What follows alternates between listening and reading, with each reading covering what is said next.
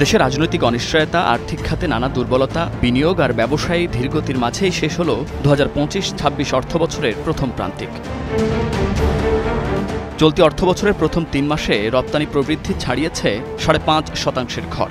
গেল অর্থবছরের একই সময়ের তুলনায় তা বাড়লেও খুব একটা আশাব্যঞ্জক নয়। তবে অর্থবছরের প্রথম ৩ মাসে রেমিট্যান্স এসেছে $৭.৫ বিলিয়ন বেশি। অন্যদিকে বাণিজ্য ঘাটতি বেড়ে দাঁড়িয়েছে প্রায় $৩ বিলিয়ন। তবে ইতিবাচক রেমিট্যান্সের ধাক্কায় প্রথম ২ মাসে দেশের ব্যালেন্স অফ পেমেন্টে উদ্বৃত্ত আছে। মানে যে তথ্য থেকে আপনি স্বস্তির বার্তা পান সেটা হলো ব্যালেন্স অফ পেমেন্টের ক্ষেত্রে জুলাই আগস্টে আপনি ব্যালেন্সটা দেখেন, ওভারঅল ব্যালেন্স নেগেটিভ, কিন্তু খুব ছোট অঙ্ক। চলতি খাতে বেশ উদ্বৃত্তটা বেড়েছে রেমিটেন্সের কারণেই প্রধানত, যদিও ইম্পোর্টে একটু ঘুরে দাঁড়ানোর কিছু লক্ষণ দেখা যাচ্ছে।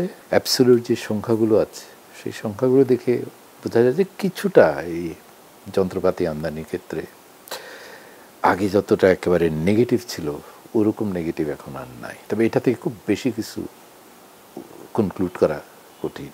আগামীতে ঘুরে দাঁড়ানোর আশাবাদী হতে পারি আমরা, কিন্তু কতটা ভরসা রাখতে পারেন সেইটা কিন্তু প্রশ্নবিদ্ধ। এদিকে চলতি অর্থবছরের প্রথম ২ মাসে সরকারের বার্ষিক উন্নয়ন কর্মসূচি বা এডিপি বাস্তবায়নে তেমন অগ্রগতি নেই। জুলাই আগস্টে এডিপিতে বরাদ্দের মাত্র ২.৩৯% ব্যয় হয়েছে। জুলাই থেকে সেপ্টেম্বর সময়ে জিডিপি প্রবৃদ্ধি কমে দাঁড়িয়েছে ১.৮১%, যা আগের অর্থবছরের একই সময়ে ছিল ৬.০৪%। এদিকে সেপ্টেম্বরে আবারও বাড়ল মূল্যস্ফীতি, যা অর্থনীতির জন্য দুশ্চিন্তার বলছেন অর্থনীতিবিদরা। যেই জায়গাটা আমাদের সবচেয়ে দুর্বলতার জায়গা সেটা হচ্ছে বাজার ব্যবস্থাপনা, যে সাধারণ মানুষ কোন প্রোডাক্টগুলো সবচেয়ে বেশি ব্যবহার করে সেইটার ভিত্তিতে যদি একটা সিপিআই, কনজিউমার প্রাইস ইন্ডেক্স, এবং একটা ইনফ্লেশনটাকে যদি ক্যালকুলেট করা হয় তাহলে আসল চিত্রটা আসলে পাওয়া যাবে। গ্রোথ দরকার আছে, it's a necessary condition but not sufficient condition. কিন্তু শুধু যাতে গ্রোথ সেন্ট্রিক না হয়, গ্রোথের বাইরেও যে অন্যান্য বিষয়গুলো আছে, নন ইকোনমিক বা এডুকেশন, হেলথ, সোশ্যাল, এই সমস্ত বিষয়গুলো ইম্পর্টেন্ট। তবে মূলধনী যন্ত্রপাতি আমদানি গত অর্থবছরের চেয়ে ৪১.৪% বেড়েছে, যেখানে বেসরকারি খাতে ঋণের প্রবৃদ্ধি এবং বিনিয়োগ কম। সেক্ষেত্রে এই উল্লম্ফনের কারণ কি?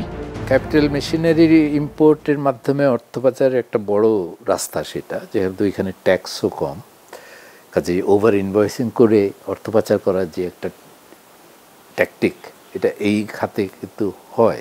অল্টারনেটিভ কিছু ব্যাখ্যা থাকতে পারে, সেটা হলো যে ট্রাম্প ট্যারিফের কারণে যেই ট্রেড ডাইভার্সন যেটা হওয়ার এখনও শুরু হয়নি কিন্তু হতে যাচ্ছে, সেইটা তো আমাদের এখানে ক্যাপাসিটি বৃদ্ধির কিছু সুযোগ তৈরি করেছে। তো এটা তো আর অত বড় কোনো পরিবর্তন নয়। অর্থনীতিতে শৃঙ্খলা ফেরাতে যথাযথ সংস্কার নিশ্চিতেরও তাগিদ দেন অর্থনীতিবিদরা। Munnaf Rashid, Star News, Dhaka.